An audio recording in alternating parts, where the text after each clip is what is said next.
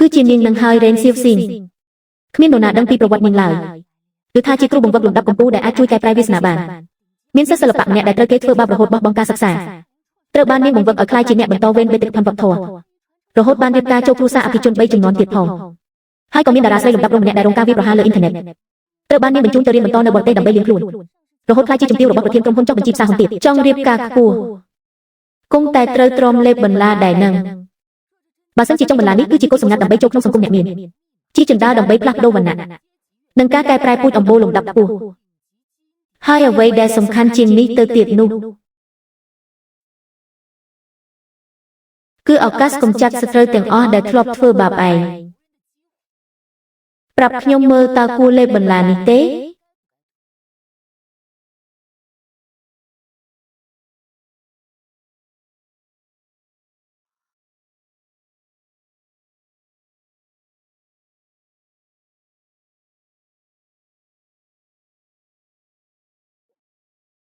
មេបកប្រាស់មកធ្វើពុតជាដឹងអីច្បាស់ណាស់និយាយតែរឿងអត់ប្រយោជន៍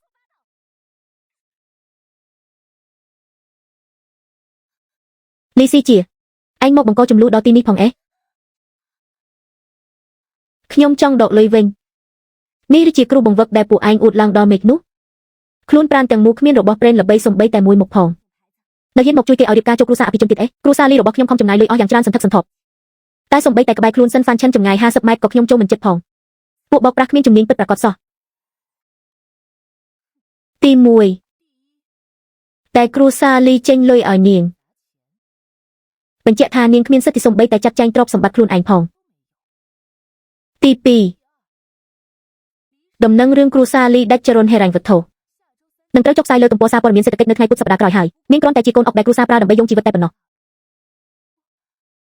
ទី3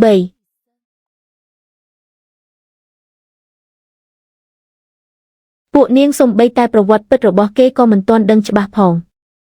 ក៏ហ៊ានមកភ្នាល់ថាសិនហ្វានឈិននឹងលងស្រឡាញ់នាងដែរអេខ្ញុំរៀនចប់ពីសាលាតន្ត្រីលំដាប់កំពូលណា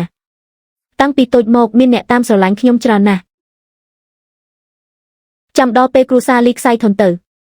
អ្វីដែលលេងព្យាណូរបស់នាងនៅក្នុងកែវភ្នែករបស់សិនហ្វានឈិនសំបីតែធូលីដេក៏មិនស្មើផង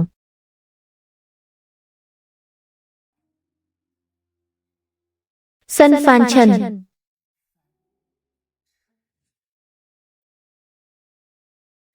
សិនហ្វានឈិនជាអ្នកបន្តវេនតែម្នាក់គត់របស់ត្រកូលសិនចុះឈ្មោះក្នុងបញ្ជីបុគ្គលមានឥទ្ធិពលបំផុតលើពិភពលោកលំដាប់កំពូលទាំង3រៀងរាល់ឆ្នាំគេប្រៀបដូចជាវត្ថុកម្រនៅកំពូលពីរ៉ាមីតអញ្ចឹងកូនស្រីអភិជនជាច្រើនចង់យកទ្រព្យសម្បត្តិគ្រួសារទៅផ្គប់ចិត្តគេតែសំបីតែជំនួយការផ្ទាល់ខ្លួនរបស់គេក៏គ្មានឱកាសបានជួបផងតែមួយសប្តាហ៍ទៀតវិបត្តិហេរ៉ាញ់វត្ថុគ្រួសារខ្ញុំនឹងត្រូវលាបត្រដាងហើយខ្ញុំគ្មានពេលច្រើនទេកូនប្រុសទី3របស់ត្រកូលលីស្អប់ការធ្វើចំនួនតាំងពីតូចតែចូលចិត្តសិល្បៈបំផុតគេទៅតែត្រូវអតីតសង្សារជាតារាស្រីដែលគេខំចំណាយលុយលើកតម្កើងក្បត់ចិត្តយប់នេះគេនឹងទៅស្ដាប់តន្ត្រីសហគមន៍លីលីនឹងរៀបចំឲ្យនាងទៅជំនួសតំណែងអ្នកលេងវីយូឡុងជួមុខជាបណ្ដោះអាសន្នអ្នកលេងជួមុខហេមិនក៏អាចដូរភ្លាមតាមចិត្តចង់អញ្ចឹងកើតពីព្រោះកូនស្រីរបស់អ្នកដឹកនាំតន្ត្រីក៏ជាអតិថិជនរបស់យើងដែរតែខ្ញុំទៅតែដណ្ដើមបានសម្បត្តិចូលរួមពិធីជប់លៀងរបស់ត្រកូលសិនតើបើវត្តមានដោយគ្មានហេតុផលនឹងត្រូវគេដាក់ចូលបញ្ជីខ្មៅមិនខានឡើយចាំដល់ពេលនាងខ្លាយជាអភិជនធ្លាក់ខ្លួនទៅនោះទៅជាការត្រូវគេផាត់ចេញពីសង្គមលំដាប់ខ្ពស់ពិតប្រាកដជាដរាបចូលព្រមខ្ញុំនឹងស្ដាប់តាមពួកឯងទាំងអស់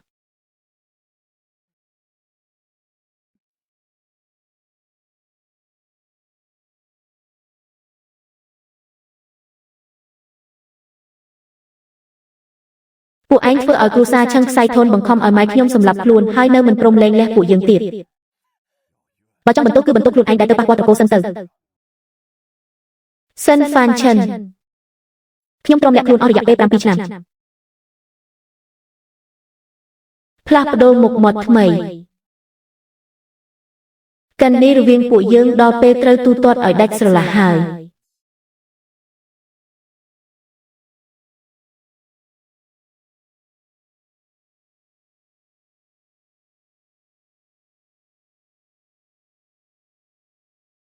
លោកប្រធានសិនតាមបញ្ជី Forbes បង្ហាញថាទ្រព្យសម្បត្តិរបស់លោកបានកើនឡើង $30.7 លានត្រឹមតែមួយក្រុមហ៊ុនត្រកូលសិននឹងឈានចូលលំដាប់កំពូលទាំង10លើពិភពលោកហើយលោកបានបដិសេធការអញ្ជើញរំកំសាន្តពីព្រះនាងម្ចាស់និងកូនស្រីមហាសេដ្ឋីលំដាប់កំពូលឬពាក្យចាំអារ៉ាមថាលោកស្អប់មនុស្សស្រីតើវាជាការពិតទេចា៎ខ្ញុំគ្រាន់តែស្អប់មនុស្សល្ងងប៉ុណ្ណោះ